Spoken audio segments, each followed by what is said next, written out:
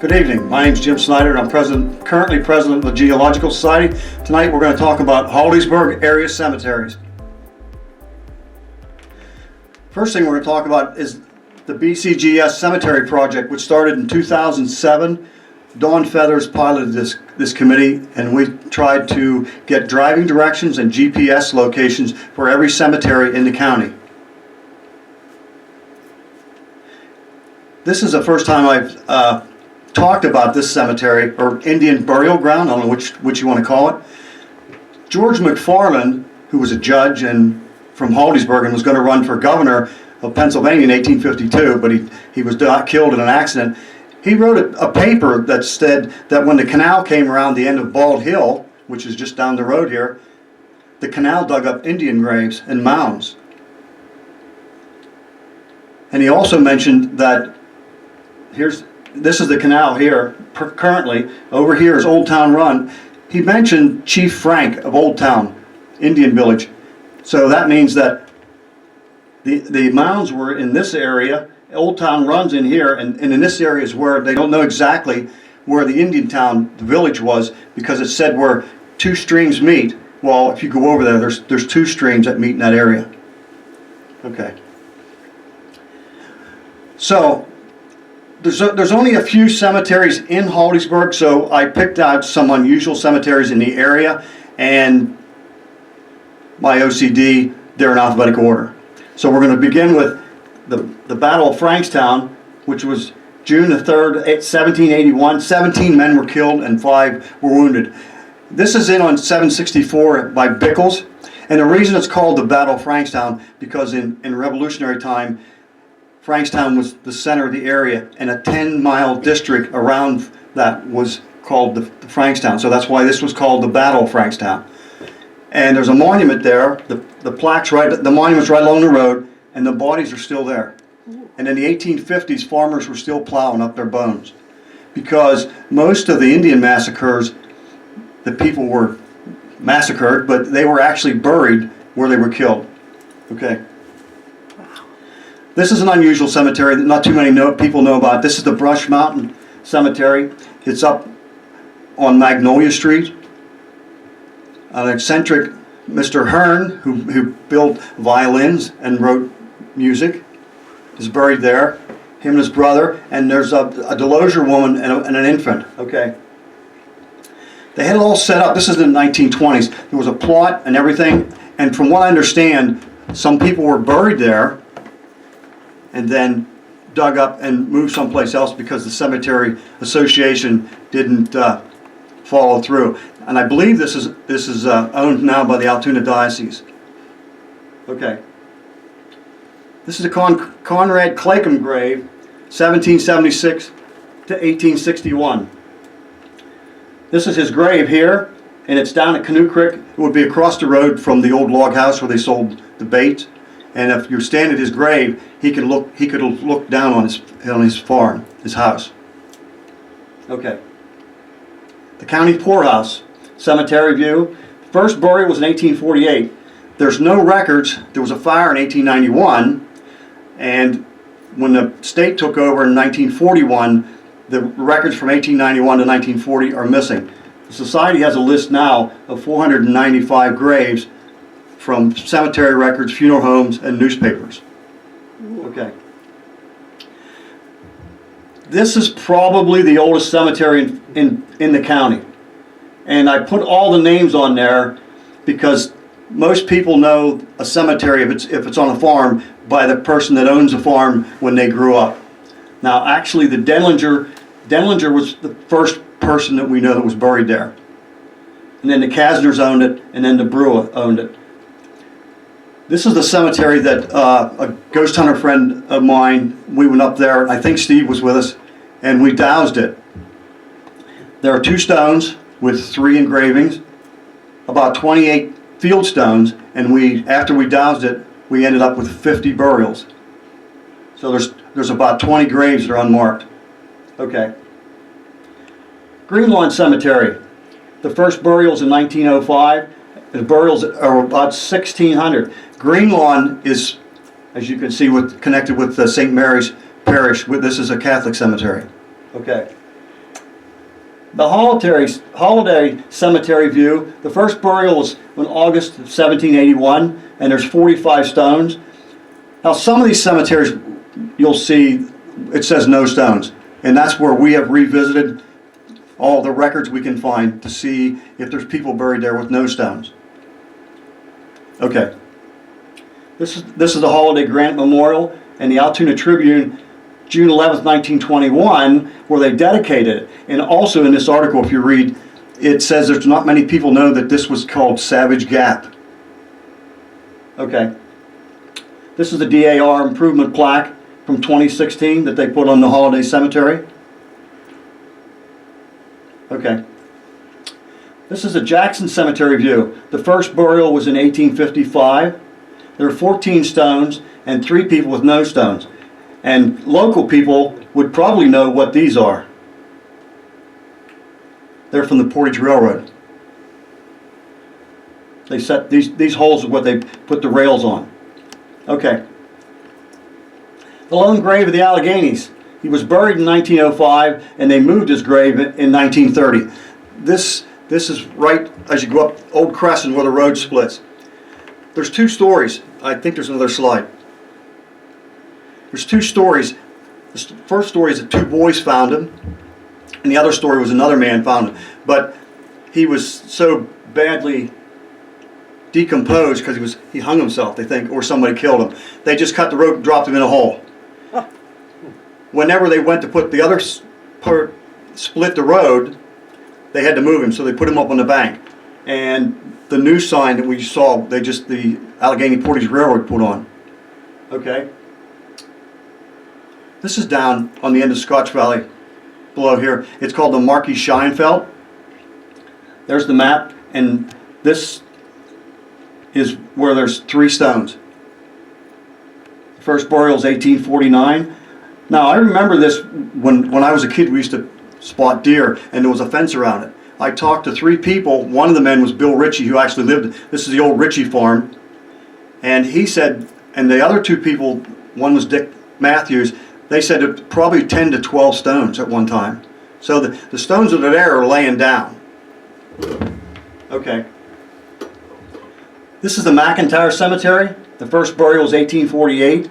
There's 177 graves and 75 with no stones. And I was told, I saw a newspaper clipping where possibly some of the people with no stones, and there might be other ones, that Mr. McIntyre, if somebody that he knew needed a place to bury somebody and they didn't have a place to do it, that he would let them bury them in his cemetery. Okay. Presbyterian Cemetery. The first burial, I have 1778. That's from Jones. Was it Michael Moore that was killed? Michael or William? Michael, I believe. I think it's William. And, yeah, but he was shot right up here, and Jones says he was the first burial, although I don't know for sure. Find a grave listed at 6,000 burials. This is the old entrance, which is right down the road from us. Some other views. This is a place a lot of people go up there and have pictures taken on this. Next. This is the stone where the Presbyterian Church originally sat. It was organized in 1788, moved in 1838. At first, I believe it was a tent. Then around 1815 or 1818, there was a forest fire, and the church burnt down and they rebuilt it, but then later they moved into town in 1838. Okay. This is a Robeson family cemetery. First burial, 1826. There are 2 stones and 4 with no stones. This isn't far from where the Indian village was too. It's not. It overlooks Old Town Run. And this is in Frankstown Township. Okay. Old St. Mary Cemetery, formed in 1846. Again, there's not much information here because this is one that we haven't revisited. I don't even know exactly how many's buried there. Next. The new St. Mary Cemetery view. First burial was in 1917, a flu victim. I think it was a little girl. And this is Green Lawn was St. Michael's, and this is St. Mary's Cemetery. Okay. This is interesting. I don't know if you'd call it, I don't know the word. Anyhow, James Shirley was the first man hung in Pennsylvania, in Blair County. He killed his wife. He beat her to death with a hammer out near Lamersville. This is the article about him being hung. This is the Lamersville Cemetery, and right beside it, if you go out there, his obituary and his will said that he wanted buried under his favorite pear tree. There was supposed to be a fence put up, and it was supposed to be kept and everything. Well, what they did was they dug the hill out for Phil. I heard that Phil went to Claysburg where they used to retire tires. And there was an article, there was a piece in the paper about people, the boys would go out there and try to jump over James Shirley's grave so he couldn't grab you. Go ahead. This is a Union AME. First burial is 1835. 76 stones, 97 with no stones. And the Sons of the American Legion just took over this. Now Harriet Gaston, who was a colored teacher at the campus, is trying to get this on the Portage Railroad, or the Underground Railroad, with conjunction with the Portage Railroad. So it would be listed with the Underground Railroad. Okay? This is kind of funny. An unknown man's body found. I believe it was Mattern's Orchard. It says Norrie Hill on Gagesport. They don't know who he was. He had a bottle of laudanum in his hand, in his lap. And old Louis Burgoon took $12 out of the guy's pocket. Oh. And I guess it reeked so bad that he had to send it to the Treasury Department to be replaced. This was 1905. I don't have the clipping, but there was another man found in around 1905, 1906, somewhere where the stream goes through the golf course by the YMCA. One man had a bottle of laudanum and the other man had a bottle of booze, and they both were found, and they were buried on the site where they found them. Okay. This is a Walter Cemetery. I don't know if anybody knows the story of Duncansville. Duncan and Walter settled there, and as the town grew, they met on the bridge and flipped a coin. Well, Walter lost because it's called Duncansville. But this is the Walter Cemetery. The first burial was in 1824. There's 8 stones and 4 with no stones. And I believe there's about 3 or 4 veterans. No Revolutionary War, but I think there's a War of 1812 veteran buried there. It's in poor shape. Okay. Zion Lutheran Cemetery views. The first burial was in 1816, 853 with stones and 477 with no stones. And if you look here, this picture was probably taken in the 50s, and look at the difference. I tried to stand in the same place to take the picture to show how many stones have fallen over. I think what happens is when they put the stones in before, they didn't cement them. And they just set them, as it freezes and thaws, they slowly just push them up until they fall over. Okay. This is Blair County cemeteries that have been destroyed. The Baker, or called also the Allegheny Furnace in Altoona. The Battle of Frankstown. The Kipe Cemetery, that's down in Frankstown Township. It's 2 doors down from the old pheasant farm. The Duck Cemetery in Houston Township, that's across from the 8 Square Church and Chapel. The Faulkner, that's 2 graves that Archie Clark recorded in the 1930s, and they're just outside of Henrietta going towards Bedford. The Mock Moses is in Freedom Township. The Mock was in the Revolutionary War. He's buried there, and that cemetery was plowed over when they put a pipeline through. The Peck Cemetery, that's out in Martinsburg, where the Reliance feeds place is. It's in a field there. That goes back to 1824, and they pulled the stones out in the 50s. This is one of the cemeteries that Dawn and I found were missing. That we used Penn Pilot, and it was there in 48. In 58, it's gone. But then we found out in 1955, Gerald Helsel went and recorded them, so we got it down to 3 years when it was gone, and we found out that the owner moved the stones, and they're supposedly somewhere in Martinsburg's sidewalk or something. Okay. Relocated cemeteries. This one I just found. This is Conrad Brent. I don't know if there's anybody else with him. It's up Tanning Point, and they moved him about 1904, what had to be 1905, because that's when Rose Hill. I think this farm was flooded with the lake. Altoona, Tanning Point, the Hoover Cemetery in Houston Township. Now, 3 of the stones were moved to another cemetery, but this cemetery, and it's here again, it says Hoover, but when we researched for the Houston Township Cemetery book, there's not one Hoover buried there. The Hoovers that owned the farm were buried in other cemeteries. So this is another one that we're going to have to search deeds back to find out what families were there and see if they're not buried someplace else. The other story that goes with this, if you went to that cemetery and that was your relative, he would say, take the stone, it's your family. Middletown, that's between Martinsburg and Fredericksburg.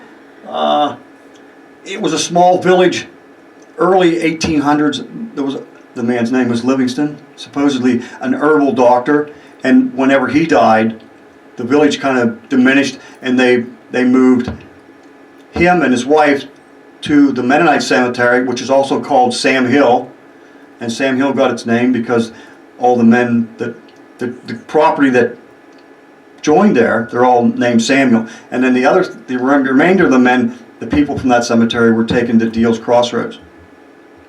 The Spang Cemetery, that's in Roaring Spring. It used to be called Spang Mills. They had their own cemetery in town, and in the 1890s when they opened the Greenlawn Cemetery in Roaring Spring, they moved these people up. Also, in the 1880s, a tree blew over in Roaring Spring, and there was 2 skeletons in the roots. So they got to researching, and here the one was a Revolutionary button. So they assumed, and through Jones, when Spang's mill was burned, Neff's mill. When Neff's mill was burnt, there were 2 Indians killed and 2 settlers killed. Well, when Neff came back that the mill was burned down, the Indians were gone, but the 2 settlers were there. So they assumed that these 2 skeletons were the settlers, and they're buried in Roaring Spring, Greenlawn Cemetery. Down at the bottom, it's cut off. That's the Union Cemetery. It was in Altoona, 11th Avenue and 15th Street. As the town grew,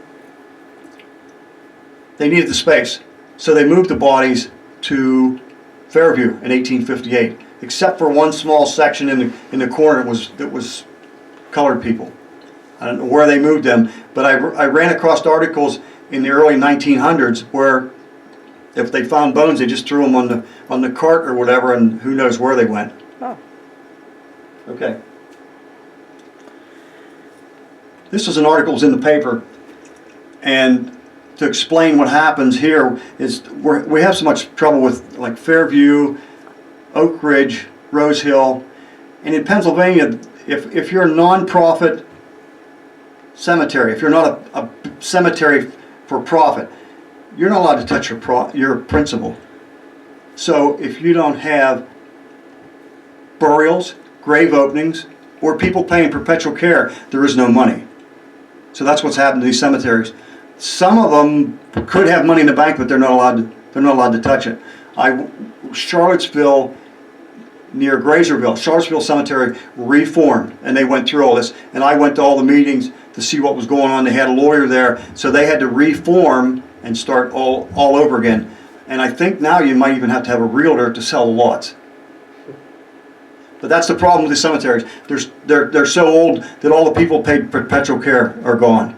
All right. This is a Pennsylvania cemetery law. It's called Historic Sites.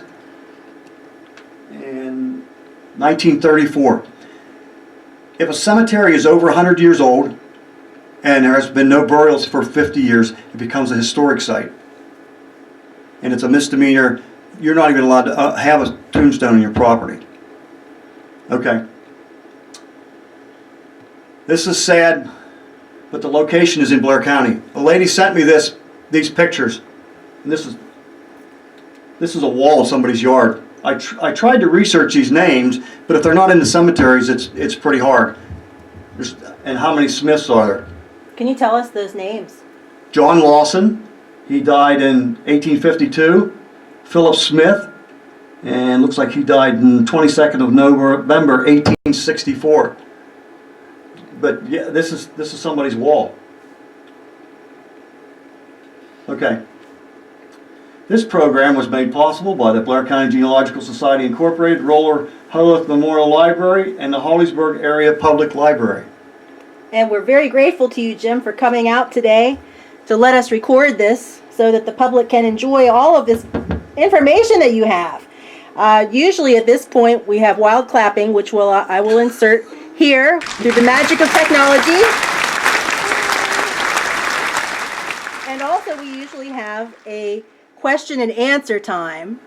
And so do you have any extra little things you'd like to add? Or I have a question right here that people at home might have. Go ahead. So you were using some inside terminology. A couple times you said, now Jones said. U.J. Jones's history was written about 1854. What he based it on was in Pennsylvania. I was surprised they had the foresight about 1840. They sent out a 12 or a 13 questionnaire to elderly people in the state, and the book is written by Sherman Day. It came out in 1844, and it's people that were born before the Revolutionary War. And it's online. Just Google Sherman Day. It's very interesting. It's the whole state. Since there was no Blair County in 1844, you have to look at Huntington and Bedford. Could you spell Sherman Day for us? It's SHERMANDAY. Thank you. Sherman Day. Mm-hmm.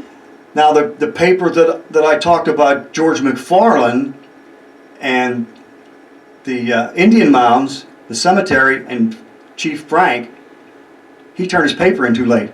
It was 1845. The book was written in 1844. There's also Edward Bell from Bellwood turned in a 20-page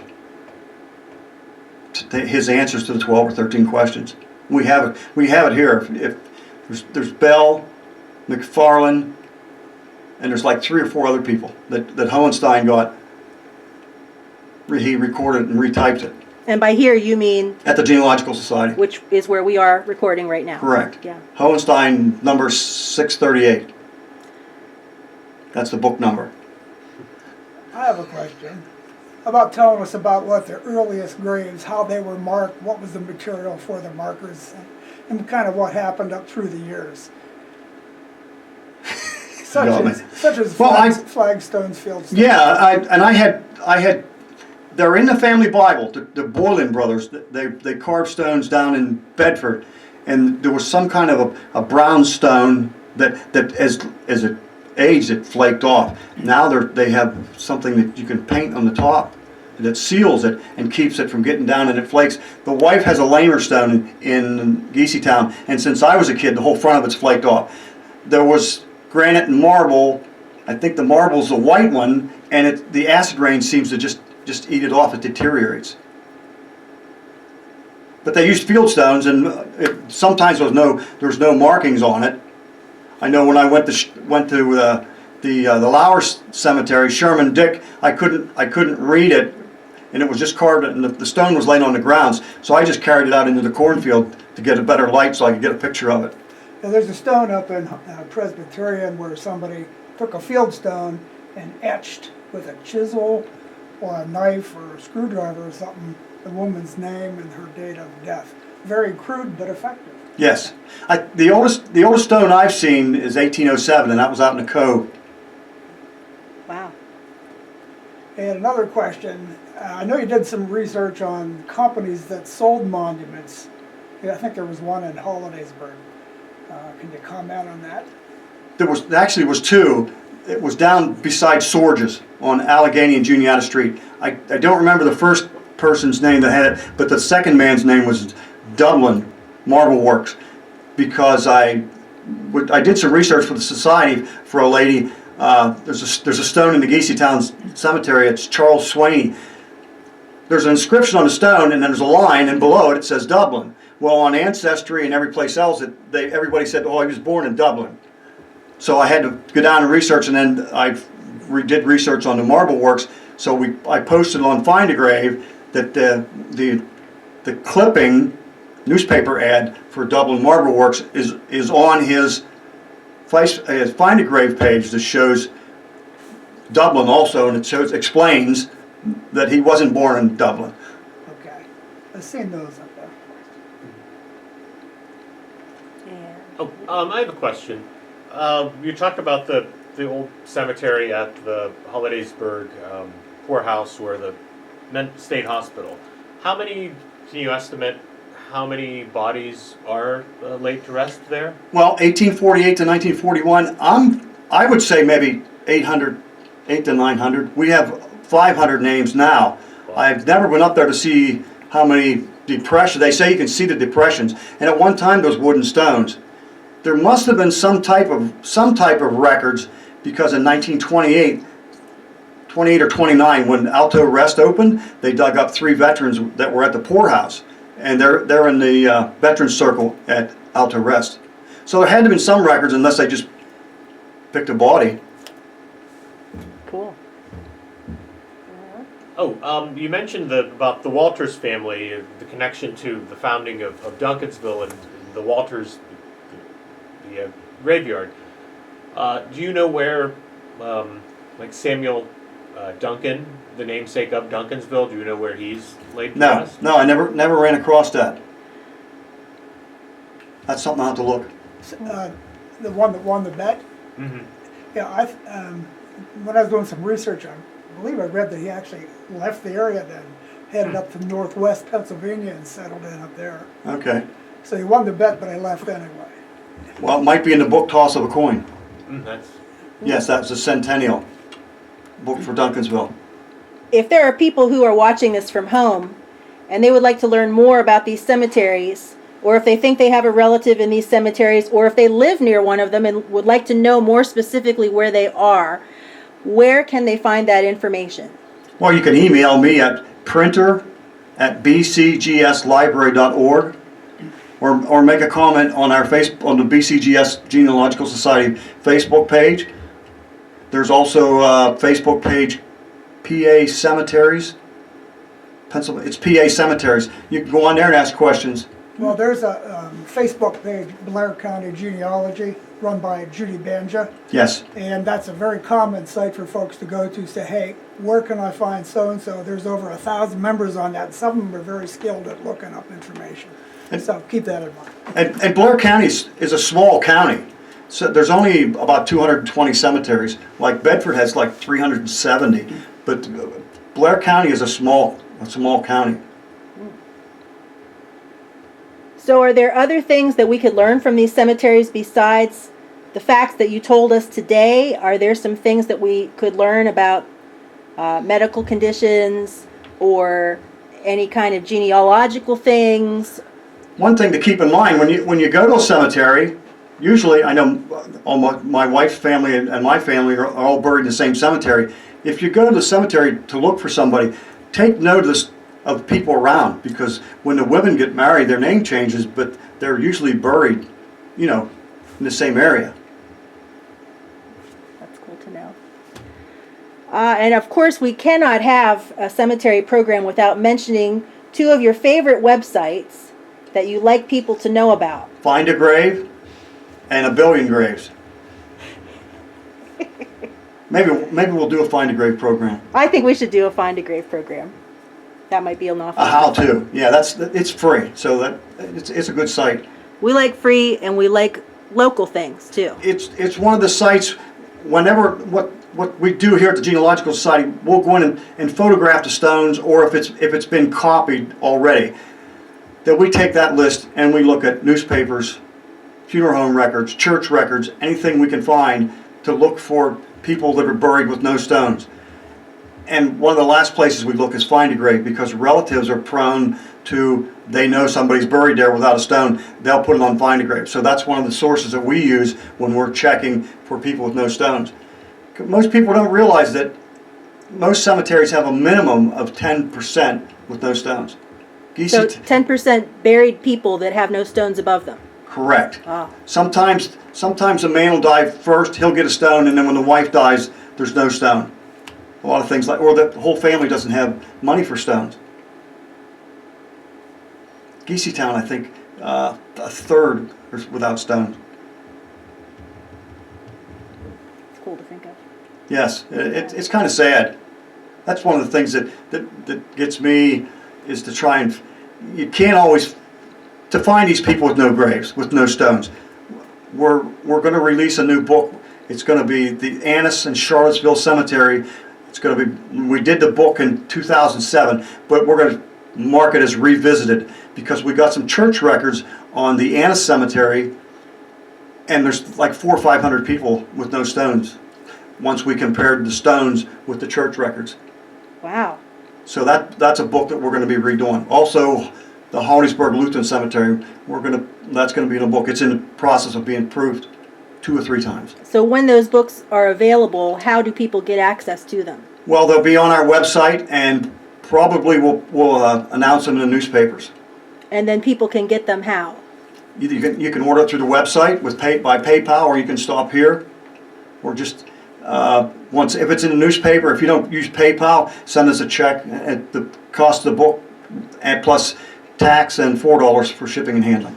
And that goes to the Blair County Genealogical Society and the research that its members do? Yes. Awesome. Keeps the lights on. That's very good. Jim, thank you again for a wonderful program. We're looking forward to anything else you might like to tell us in future. Do you have anything in mind right now? Maybe find a grave. I think Maybe Find we a can do Grave it. should definitely be the next A one. lot of people maybe don't know how to use it, and how to link people. You can put my whole family's trees on there. Really? Yeah, because you can link the people together. You link them on Find a Grave, and you Yes. have When you go to a person's page, there's an ID, there's a member number, and that's like a social security number. And if you're a member, you go to edit, and then you put the parents' numbers in. And then once it's approved by whoever input that person, then they'll be linked. So it'd be like you're virtually walking through that cemetery. Correct. From family member to family member. Well, you can go to my dad's page, and down on the bottom is a picture of his parents and his wife. So if you click on his wife, it'll go to her parents. And when you say picture, is that a picture of their stone? Yeah, there's a picture of the stone. If for each person you can put each volunteer, you can put 5 items on a Facebook page. Usually the tombstone is first, and it'll ask you what type of information you're putting on there. So if it's a tombstone, it'll post it. It'll like pin it to the top. Then you can put pictures, obituaries, death certificates. So people in other states, for instance, who couldn't access directly the actual cemetery can still find Correct. a lot of good information. Yeah, and its ancestry is now owned by, Find a Grave is owned by Ancestry, and the man that started Find a Grave started building graves. It's a little bit harder to navigate. Don't you think so? I just use Find a Grave. Yeah, well, we try to use all the sources we can if we're looking for people with no stones. Awesome. Well, Jim, if we keep talking, we're just going to fill this whole memory card up in this camera. So we better stop at a good spot. But last thing you would like to tell anybody about cemeteries of our area? It's a shame how many have been destroyed and are not kept up. Stones falling over, and the Boy Scouts come and clean these places up, but years later they're gone. Do you recommend that somebody could volunteer somewhere if they felt they wanted to help? I don't know who you almost have to know whose cemetery what is. That's the Genealogical Society. The way we look at it, we don't have the manpower to go in and fix these cemeteries and straighten the stones up and things like that. So the least we can do is document what was there. So if anything does happen, like the Baker Cemetery, it's under the parking lot at the Altoona Mirror. So if someone wanted to help, they could come to the Genealogical Society and say, I would like to help with the cemeteries. Correct. Oh, that's good to know. And they should probably email you at printer@bcgslibrary.org. All right, Jim, we're going to say goodbye. Thanks so much. Bye.